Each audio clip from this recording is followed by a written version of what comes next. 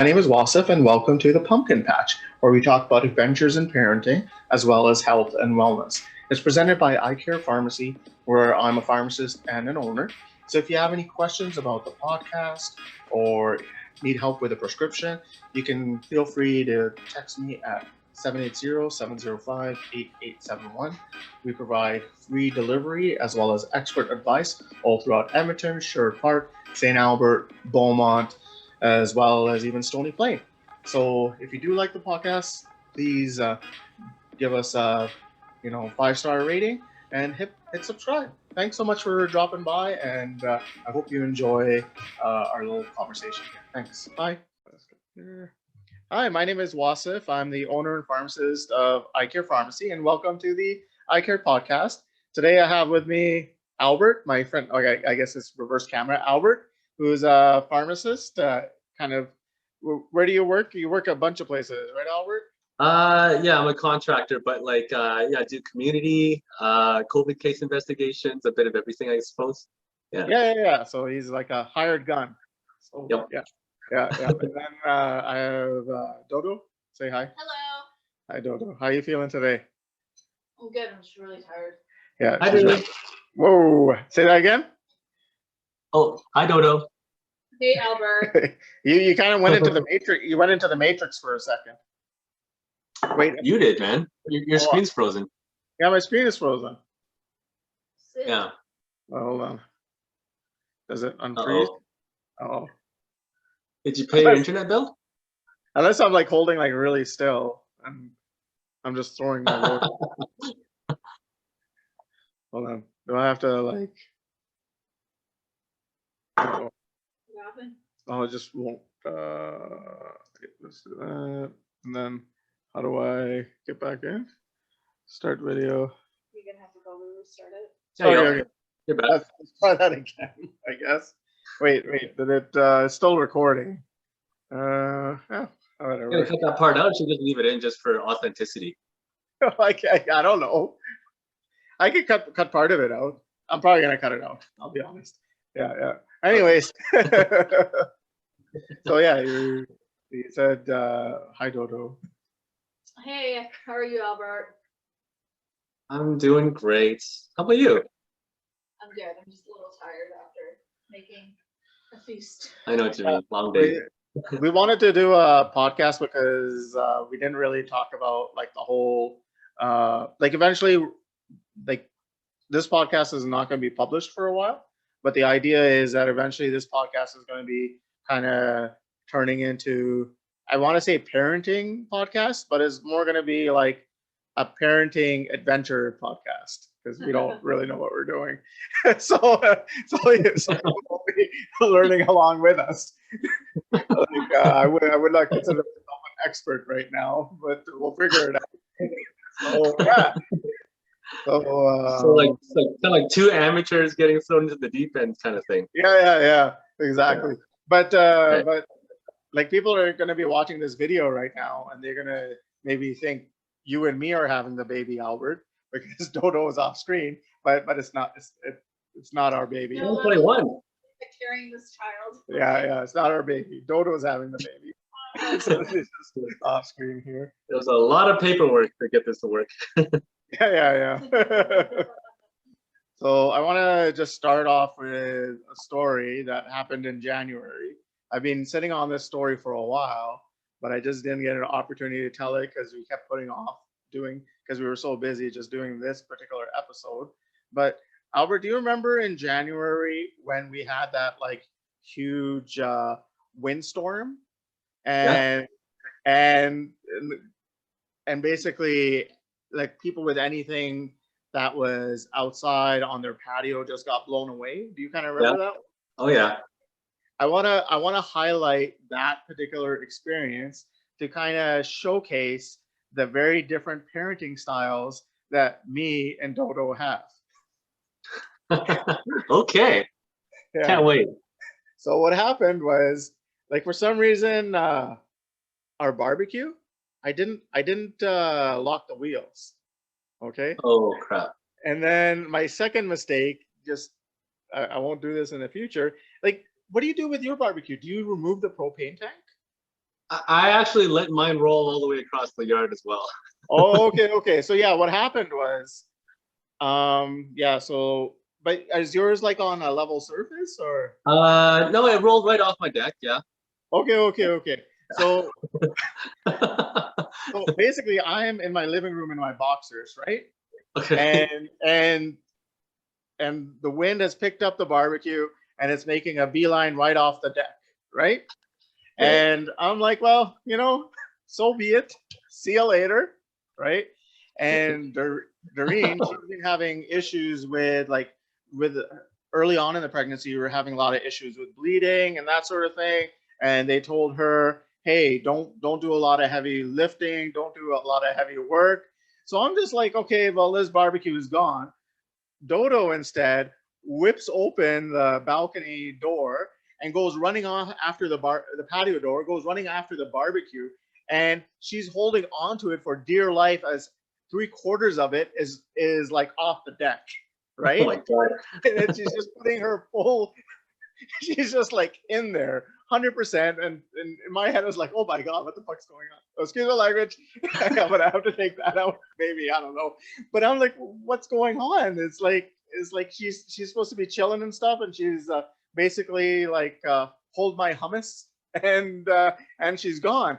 So I'm like, oh, I gotta go help her, right? So I run out there in my boxers, and it's like it was like a little bit of hail, and there was a lot of hail against my bare body at 60-kilometer-an-hour winds. And then yeah, we had to drag that the barbecue into the house and that sort of thing. So we managed to kind of bring it back to safety. But I think that's hopefully that's not too indicative of our future parenting styles. Wait, where hold on, no, Wasif, is this No, is this analogy? Are you referring to the barbecue as the baby, as in like, would you rescue the baby, or is the barbecue the carriage and like the food inside was what was important? Were you the making? barbecue is the baby. okay, so here's the thing. In my defense, I've seen something like that happen before, and so we've had a wind situation happen in this area before where things got really bad and things got blown, and so I'm thinking, oh crap, like our deck sits 2.5 feet off the ground. There's a propane tank. God forbid this could explode. Well, I never even thought about the So propane I don't tank, know so I don't know if I that. don't know I if don't it would know. have exploded had it gone off. Like, to be honest with you, I don't know. I just think, okay, how can I prevent? God forbid if something like that does happen. Like, it's just my job to prevent, right? Because we've got neighbors, and so I didn't want. I just ran for it. It was like instinctually, I'm like, nope, I'm avoiding a possible disaster. I'm going for this. I don't care, right? And I think the reason why it's funny is because I happen to be pregnant. So it coincided with that. So Wasif was thinking in his head of like, oh no, this is going to be our parenting style. I don't think that's the case. I just think it's funny because it's like, here I am told to be on rest. And I'm like, oh no, this thing is going to explode. And then I'm just going to like run for it, right? And so, but this is like an Arab culture thing. Like, our parents are just like that. Like, my mom was always like that. That's how she raised us. Yeah. So it's like, just suck it up and deal with it kind of thing. So but yeah, no, it is a pretty funny story, and I think Wasif definitely is the more relaxed person. Yeah, I'm pretty relaxed. More the high strung, and I'm always like on guard and making sure everyone's protected. So I think it just speaks to our personalities, whereas Wasif just like, take a chill pill, it's gonna be okay. I'm like, no, I have to be on guard 24/7. But I'm as much as you're on guard, I'm on chill. I'm Yeah. like chilling on everything. Yeah. It's like, it'll work itself out. Yeah. No big deal. So it's kind of a good balance there. Yeah. I don't know. I mean, I think when it comes down to it, I'm not sure how I'm gonna react, but I can say that, like, from what I've seen, a lot of parents, for the first kid especially, are gonna be like, at all costs gonna try and like give it everything like 100%, get all the research done, provide everything that they possibly can. But I actually want to kind of maybe tell you a story. Yeah. About a coworker of mine. I won't name names, but I was like, this was quite a while ago. So I was hanging out at a farm, like a fellow pharmacist's house with our staff, like our technicians and whatnot. So I was talking to the technician on the couch. You know, she's a mother of 4, okay, and we're just having just a normal conversation. All of a sudden, like her kids are there too. All of a sudden, I hear screaming come from the upstairs, and I see a child, one of her children, roll down the whole flight of stairs and hit his head on the slate ground on the bottom. And here's me. She's like just talking, and then like she like looks over and then just keeps talking to me after the kid hit his head. And I'm like, yo, aren't you gonna like look after your kid there? You just hit his head on the ground. He's like, oh no. He's still screaming. He'll be fine. So somebody tell me, like, I think this is like a natural response when it's like you're treading into unknown territory. But something tells me like after you pump on a couple of them, you'll just you'll turn to Watson too. I'm sure. Yeah. Like, pain is a great teacher. Oh, yeah, I'm sure he'll never do it again after that. Yeah, exactly.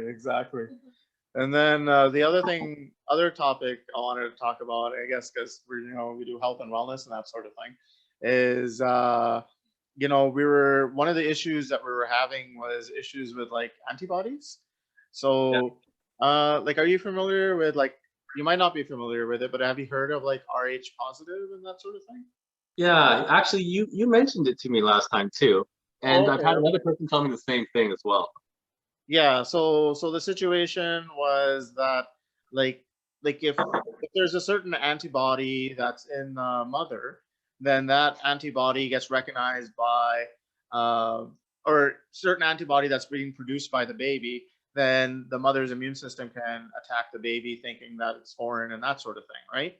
Yeah. So Rh positive, what happens with that is that's one particular protein, I should say, that's exposed.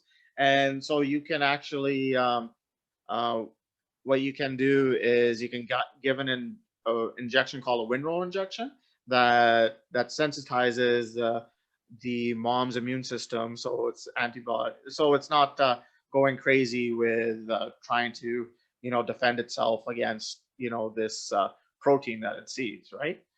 So in Dodo's case, it was actually, I guess, it was actually the S protein. And then the S protein is negative for her, but positive for me, right? Is this still talking about Rh positive right now? No. This is like, Rh is a different protein. And then there's another protein called the S protein. Oh, I've never heard that one before. Yeah. So it's very rare. It's rare, right? So I was only kind of describing the Rh positive protein just to kind of give an example. But like in our situation, it's the S plus protein, right? Okay. Or the S protein, which is positive. So the issue with that was that there's no injection for it, right? And so they just have to like look at the antibody levels of the mother and make sure that they're at a certain level, that they don't raise too high. And as long as they're monitoring that, everything should be fine. But if the antibodies are too high against the S protein, then you have to what do you have to get? You have to get a blood transfusion. Yeah, intrauterine blood transfusion. In Calgary. So okay. Pretty good.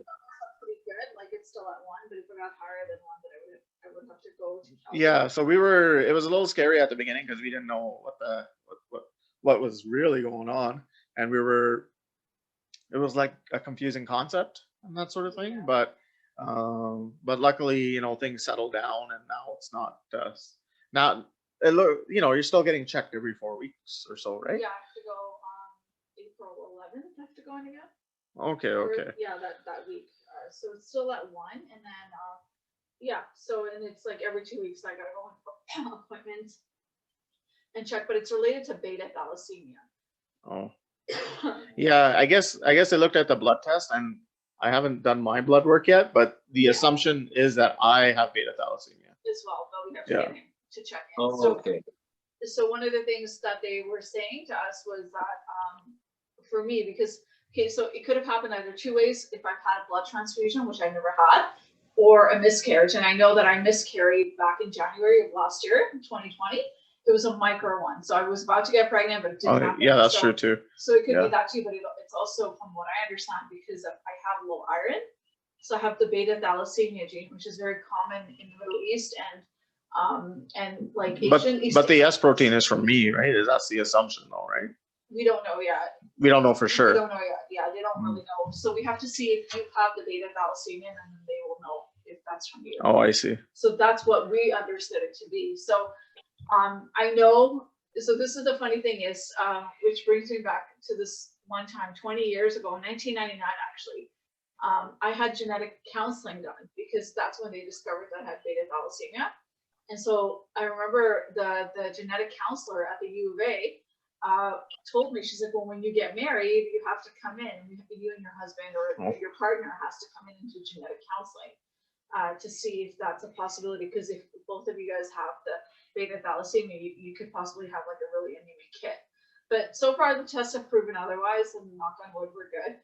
But the reason why we're sharing this story is because we really want to get people educated on this, right? Because I know in the past, like even one of my best friends was telling me in the past, like, I don't know if 20 years or 30 years, like you would have to get blood tests before you were allowed to get a marriage license. Oh, okay. Yeah, I don't know if that's still a thing. Forgive me, I haven't done research on that, but I remember a few people would say that, like before you were like years ago, you would have to. Yeah, I kind of remember that too. Yeah. Something like that, right? To kind of just see the compatibility, you know, what you would have to do. But we really want people to get educated, not to scare, but just be like, hey, consider this, right? And as you know.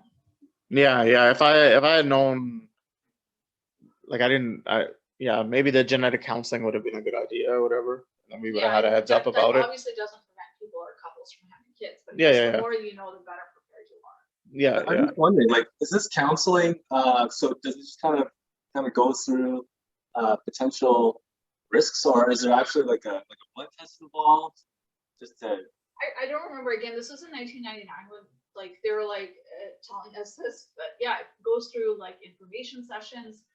Again, being so long ago, I don't know how much, you know, obviously things change, but like. But I mean, the obvious ones would be like Down syndrome, those sort of things. Cleared of that, so. Yeah. But like, they could probably, I imagine they could look at a host of, you know. But nowadays, they actually have non-invasive testing. They don't need to do that amniotic fluid test anymore, which I think is kind of risky to begin with.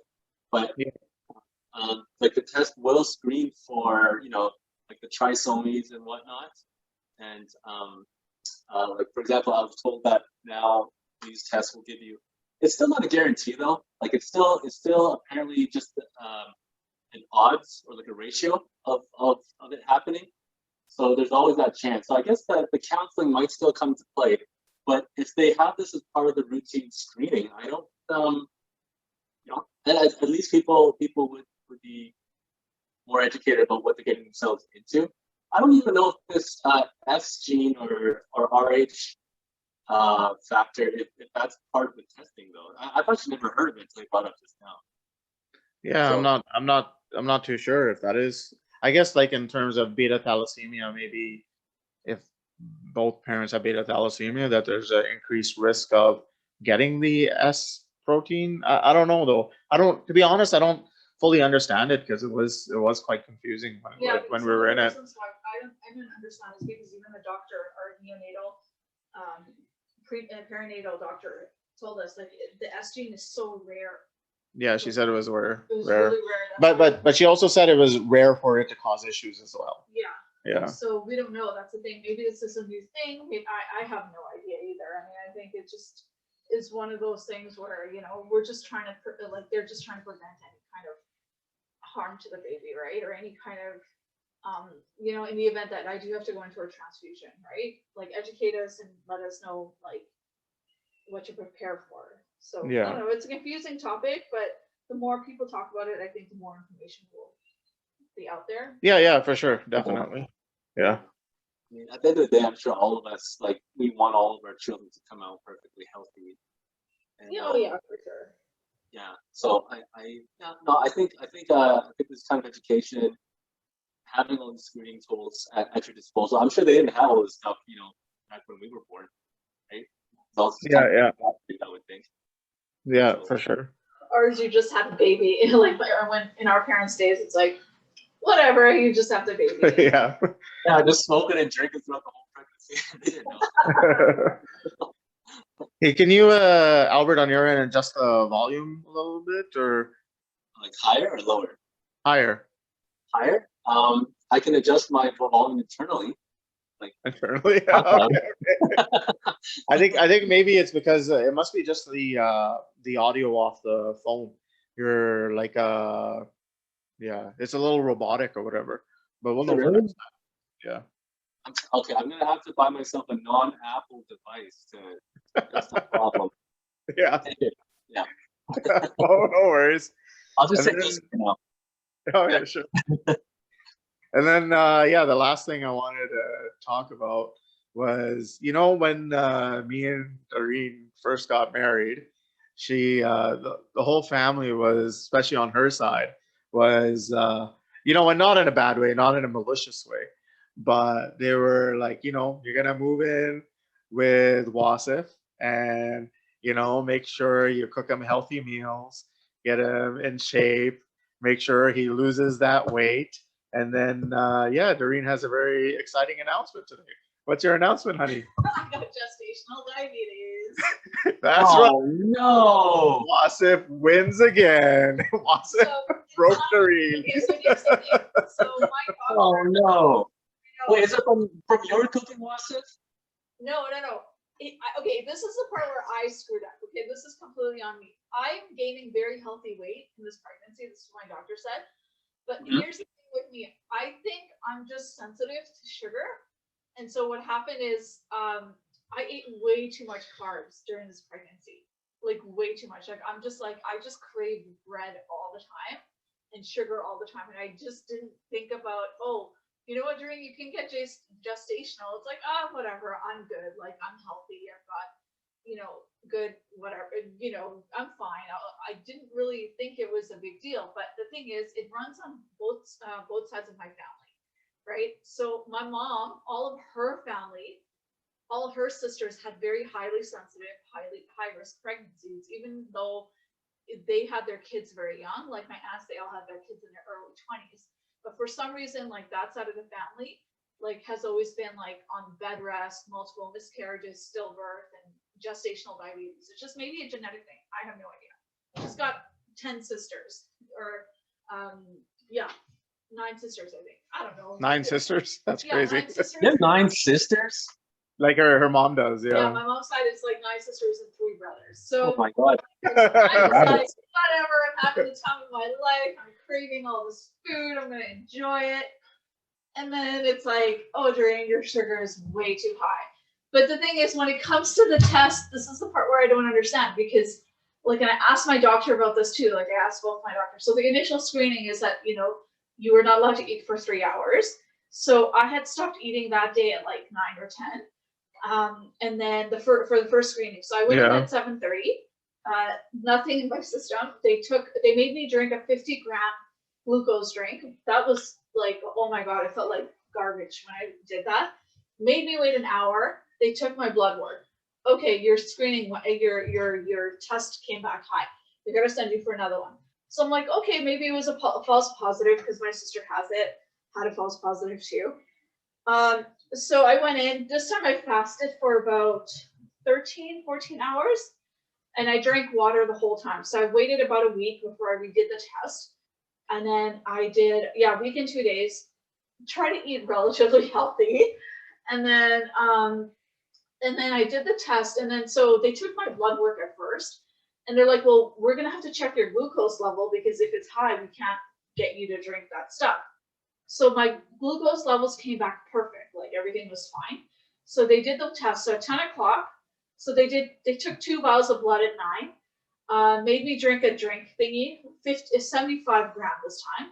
10 o'clock came around, they took another vial of blood, and then 11 o'clock they came back and they did another round. Okay, whatever, fine. Next day I get a call. So I go to my obstetrician, everything was fine, whatever. Next day I get a call, oh, you got gestational diabetes. I'm like, what?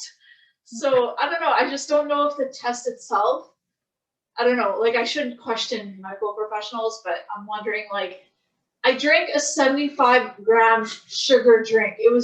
I felt like garbage.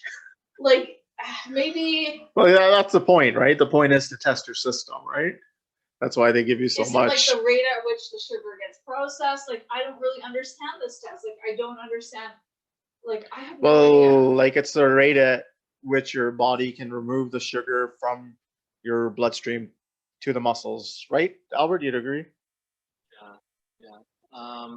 It Yeah, doesn't make sense to me. I mean, I'm not sure that that week of, for example, week of healthy eating necessarily would have changed the result per se, but you know, like there's lots of factors involved, just like how you say, genetics, your background, your diet, all these things. But I don't know. From what I gather, it's, you know, it starts off as insulin resistance. So if this is just something that, you know, you're just more prone to, especially as we get older, the later we have pregnancies, you know, the higher risk we are of certain things. So, you know, it's just like a lot of factors. I'm not sure it's necessarily we had anything, you know, any control over per se.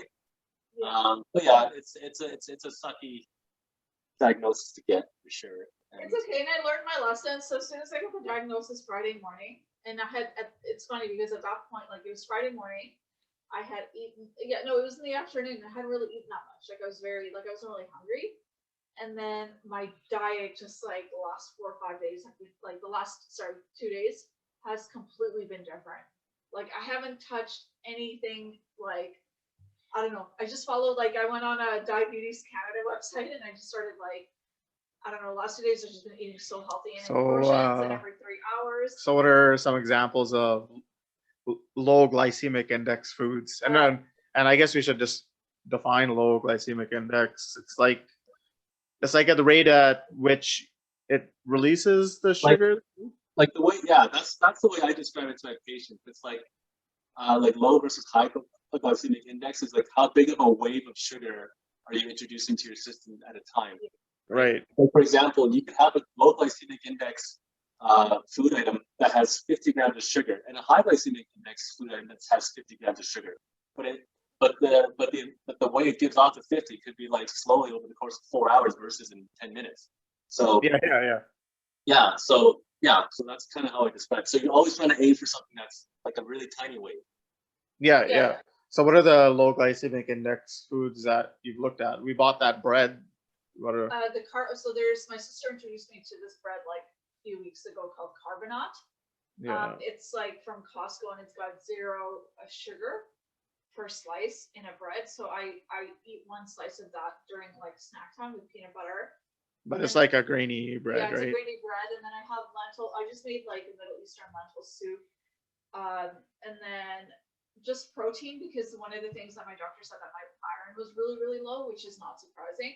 So I really got to focus on the protein. But basically, like, again, going back to the diet that I was used to, right? Like Mediterranean diet, grains, nuts, lots of veggies, which I'm always like a big veggie person. I've always been that way. The one thing that I will say is when I do eat like a steak, and in comparison to like a steak versus the iron pill, when I take the iron pill, I feel gross. Like my stomach's already irritable because I got gastrointestinal, which runs in my family. Yeah. But if I have like a steak or something, I feel so amazing. So I get that iron from there, and lentils, and yeah. So I had yogurt this morning. Yogurt gives me heartburn, but I'm gonna just kind of divide that up, and like I'll have that 3 times a week. Carrots, just really focusing on small portions that are filling. And so Wasif is on this diet with me too, because I'm like, I'm not doing this alone. This isn't fair. You're part of this. Attaboy. Part of the problem. You're gonna be part of the solution. So yeah, I was just like, I'm not doing this alone. Fair enough. So actually, I had a coworker that mentioned that her husband got like sort of like sympathy pregnancy, like morning sickness, for example. Oh, really? I don't know if you got like sympathy gestational diabetes or anything, but at the same time. Probably not a bad idea for you to just at least just go through what your wife is going through. Like just Well, try to yeah, play yeah. it And safe. I want to be in better shape to like play with the baby and stuff when the baby comes. So I mean, it's, we love to eat. Our culture is about food, right? I get that, but Oh yeah. Oh yeah. For all sure. of it, like, Abla, you understand that, like, you know, I don't know if it's a culture problem. It's more a me problem. But yeah. It's like don't drag your whole culture down with you. Yeah, yeah. I'm gonna blame the whole culture for my weight problems. Yeah. like it's like you can be so poor yet your food is like Yeah, yeah. like the center of everything. Like I know, like growing up, food was always made a priority for us. Like we were, you know, I didn't grow up with a lot of money, and so you know, we no matter what, food was always a priority in the house. Yeah, like on a side note, you would think like culture and food, you think, well, yeah, food is the center of every culture.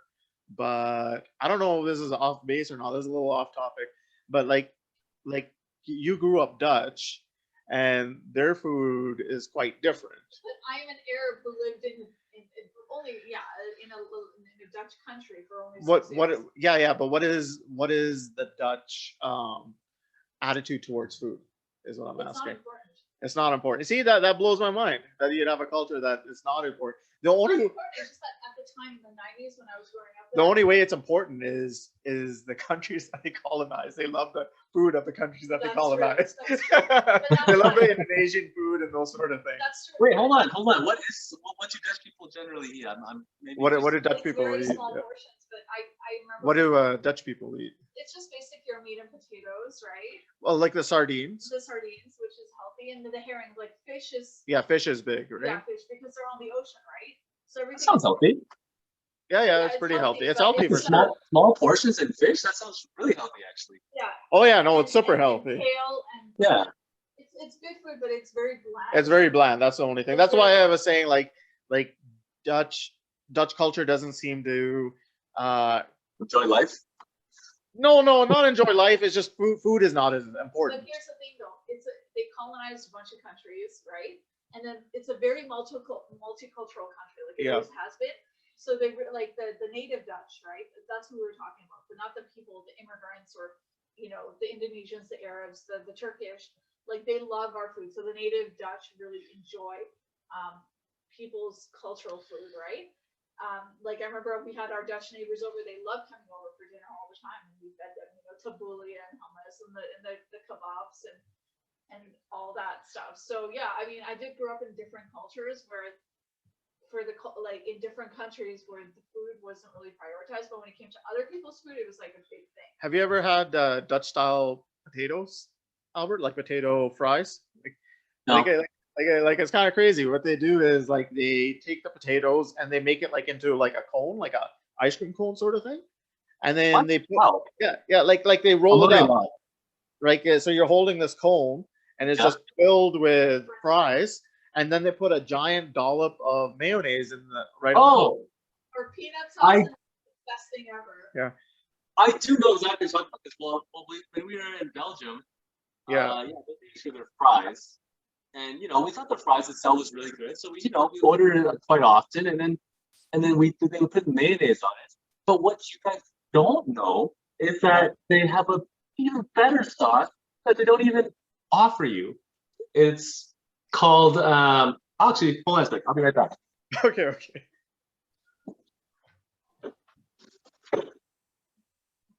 We lugged this thing back, like we were backpacking all over Europe just to keep this thing with us.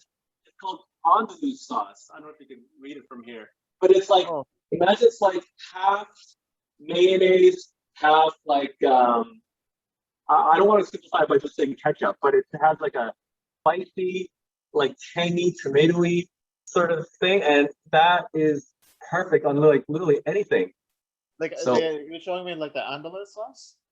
Andalus? Have you heard of this sauce? Have you We heard of stole that? it from the hotel. Oh, really? and yeah. But honey, isn't there like what's that Dutch sauce? Friet sauce? Yeah, free sauce. And what's in the friet sauce? Is that I'm trying to see if that's similar. Yeah, they have the Dutch sauce that's called friet sauce, but it's like do we have a bottle? A fruit sauce? No, I stopped buying that because it got too much sugar in it. Oh, but what was it? What was in it It's though? like a curry sauce. Oh, yeah, it's like a curry sauce Yeah, for fries. yeah, Yeah, that's it. Like a butter chicken kind of flavor yeah, to it. yeah. That's this one. Oh, okay. Yeah. Yeah. So, okay, look, okay. Honestly, this is not the original bottle because you know why? Because when you travel through Europe, country, they only let you have a carry-on, like a little dinky carry-on. So literally, this thing took up like a quarter of our space, and we still did it. Yeah. We got taken away from us at the very end through customs going back Oh no. home. So we actually had our buddy bring this back from us too. He's on the same ship. Oh yeah. So yeah, anyway, we cherish this thing here now. Yeah. Yeah. So is that I'll share with you, Watson. okay? I appreciate that. So that one's from you. That bottle is the one your friend brought back. This is literally from the restaurant that we had it from. They actually, I was raving to the waitress so much about the sauce. I was actually angry at her for not offering it to me the whole week that I was there until the very end. And then she just gave it. Oh, that's awesome. Yeah. All right. Going back to the like the diet thing. Yeah. Actually, I find colonization to be really advantageous for countries Yeah. with respect to food. Like, look at like Vietnam. Like, thank God they got colonized. Oh, geez. You don't want to see that. Like, oh no. No, but that being said, yeah, like Vietnam with their French cuisine. Remember we went to that one restaurant with the Oh my God, I have never had French food the way the Vietnamese did it. In Kitsilano, there is this one restaurant. I forgot what it was called. Remember the street? in Vancouver there. In Yeah. Vancouver. Yeah. And it was the best Vietnamese restaurant I've ever been to in my entire life. And second, the way that they had French items on the menu, I was like, I'm just like, oh my God, like why is it? No, I gotta say this: Asians do food better than anyone else in the entire world. And honestly, it was like the best thing I've ever had in my entire life. No, when I went to Vietnam, I was at what is it? You can help me out with this, Albert. Is it called Ho Chi Minh still, or is it called Saigon? Yeah, Ho Chi Minh. Yeah. Ho Chi No, Minh, Ho Chi yeah. Minh. Yeah. Okay, yeah. So I was staying at Ho Chi Minh, and every day I would go down, grab myself like the Vietnamese sandwich. A banh mi. Yeah, banh mi, where it has like that French bread, and then it has those amazing Vietnamese. Exactly. Like Yeah. And then every day I'd have that, and I'd have a soy milk, right? So I had that for the whole trip as my breakfast every day, except there was one day where I got my banh mi, and then they also said, hey, you're going to have the milk. Do you want some ice in your milk too? And I was like, oh, why didn't I think of that? They're like, yeah, I definitely like some ice in my milk. How do you think the rest of my trip went after that? Oh, crap. Yeah, literally. That's what happened. I ended up Even soy milk, though? Soy milk? Yeah, it was like vanilla soy milk, and then they put ice cubes in it. So the milk wasn't giving me the issue, but as soon as I got the ice cubes, okay. Yeah. As soon as I got the ice cubes, just because it's the water, and then you're not supposed to, right. Drink the water, right? I forgot. Yes, you're right. You have to ease your body into that kind of stuff. Yeah. So I ended up getting traveler's diarrhea, and I was sick for the rest of the trip. Oh man. The hotel room was like $12 a night, but I was still staying together with Dave, right?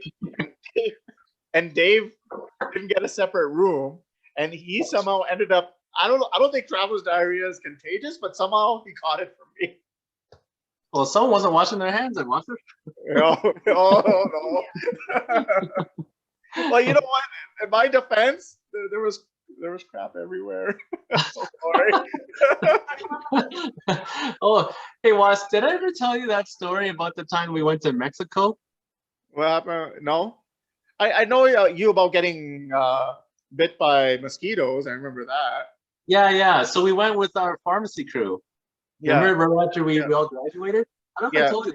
It's a crap story. I don't know if you want too many crap stories in this podcast, but okay. Yeah, sure. So I don't know what happened, but of course, Mexico, it's very likely people get traveler's diarrhea, right? From, like ice cubes and whatnot. Yeah. So I was rooming with Michelle, and I want to say Kristen, and a third girl.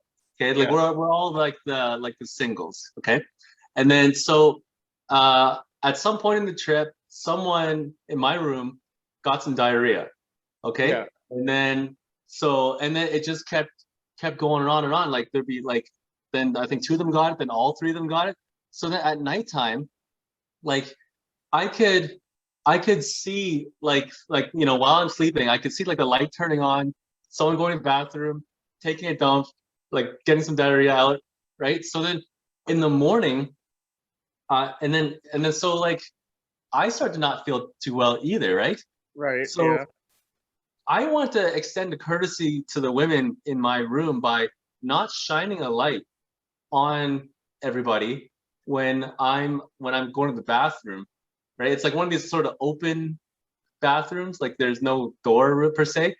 So Okay. then I did my business in the dark, okay? And then in the morning I didn't feel good again, so I went back to the bathroom. This time, okay, maybe I'm just gonna turn the light on. And then there was like poop all the way up the back of the toilet, and I'm like, oh my god, I can't let the girls see this. So I like was madly cleaning up the poop, and then so then I don't want to find out. The next night, my stomach was rumbling again. I got up. I'm like, okay, I'm not gonna make that same mistake again. I'm gonna turn the light on this time. There was already poop up the toilet. Oh my gosh. One of those girls just like spray painted the back of that thing. So I was cleaning up their poop the whole night. Yeah, I know. That's what I was wondering. Oh, geez. They're not classy. No, they are not classy creatures, my friend. Did you guys have a talk about it after? Oh, I don't know who to point the finger at. Did you Yeah, have a gentlemen about suspicion it. though? You don't have to name names. Did you have a suspicion? I'll tell you after the podcast. Okay, okay. Sounds good. I love how you are talking about like pregnancy and diabetes, so like colonization. To diarrhea. That's gonna be. Oh no, I'm keeping that. That's Oh, gold. you don't want the whole crowd to be like, oh my god, colonization. No, that's a little extreme, honey. Anyways, I think that's a good place to stop the podcast today. Yeah. A crap story. Yeah. I mean, I think we're allotted 2 poop stories a podcast, so I think we mission accomplished. Yeah. You should have like a tally on the corner of the screen, like how many times make like a poo reference. Yeah. Yeah. Maybe our mascot will be Winnie the Pooh. That'll be good. Yeah. Okay. Okay. Well, anyways, thanks for joining the iCare podcast, and Thanks for having me, man. yeah, we'll talk to you soon. Sounds good. See you, buddy. Thanks again for listening to the Pumpkin Patch podcast. If you liked what you heard, please feel free to give us a 5-star rating and subscribe. And again, if you have any questions about the podcast or as well questions about your health or wellness, text me at 780-705-8871. And have a great day, and hopefully we'll chat soon. Thanks. Bye.